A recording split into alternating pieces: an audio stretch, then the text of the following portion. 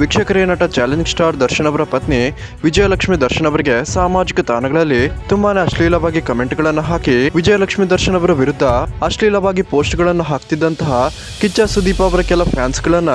ಈಗಾಗಲೇ ಅರೆಸ್ಟ್ ಮಾಡಲಾಗಿದ್ದು, ಅದರಲ್ಲಿ 4 ಜಾಮೀನು ಅರ್ಜಿಯನ್ನು ಹಾಕಿದ್ದು, ಇದೀಗ ನ್ಯಾಯಾಲಯ ಈ ಒಂದು ಪ್ರಕರಣದ ಬಗ್ಗೆ ಮಹತ್ವದ ಆದೇಶವನ್ನು ಹೊರಡಿಸಿದ್ದು, ಈ 4 ಬೇಲ್ ಅಪ್ಲಿಕೇಶನ್ ಅನ್ನ ಕೋರ್ಟ್ ರಿಜೆಕ್ಟ್ ಮಾಡಿದೆ ಅಂತಾನೆ ಹೇಳ್ಬೋದು. ದರ್ಶನ್ ಪತ್ನಿ ವಿಜಯಲಕ್ಷ್ಮಿ ದರ್ಶನ್ ಅವರ ಬಗ್ಗೆ ಇಲ್ಲ ಸಲ್ಲದ ಅಪವಾದಗಳನ್ನ ಮಾಡಿ ತುಂಬಾನೇ ಕೆಟ್ಟದಾದ ಪೋಸ್ಟ್ ಗಳನ್ನ ಹಾಕ್ತಿದ್ದಂತಹ ಈ 4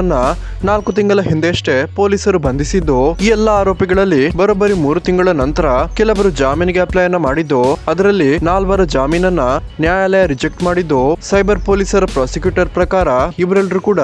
ವಿಜಯಲಕ್ಷ್ಮಿ ದರ್ಶನ್ ಅವರ ಬಗ್ಗೆ ನಿಜಕ್ಕೂ ಕೆಟ್ಟದಾಗಿ ಕಮೆಂಟ್ ಗಳನ್ನ ಹಾಕಿದ್ದು, ಇದಕ್ಕೆ ಬೇಕಾಗಿರುವಂತಹ ಪ್ರೂಫ್ ಗಳನ್ನ IP ಅಡ್ರೆಸ್ ಸಮೇತ ಸರ್ಕಾರಿ ಪರ ವಕೀಲರು ನ್ಯಾಯಾಧೀಶರಿಗೆ ಸಬ್ಮಿಟ್ ಮಾಡಿದ್ದು, ನ್ಯಾಯಾಧೀಶರು ಬೇಲನ್ನ ರಿಜೆಕ್ಟ್ ಮಾಡಿದ್ದಾರೆ ಅಂತಾನೆ ಹೇಳ್ಬೋದು. ಅಷ್ಟೇ ಅಲ್ಲ ವೀಕ್ಷಕರೇ, ಒಂದು ವೇಳೆ ಆರೋಪ ಸಾಬೀತಾದಲ್ಲಿ ಕನಿಷ್ಠ ಅಂದ್ರೂ 5 ರಿಂದ 7 ವರ್ಷಗಳ ಕಾಲ ಇದಕ್ಕೆ ಶಿಕ್ಷೆ ಆಗಲಿದ್ದು, ಭಾರಿ ಮೊತ್ತದ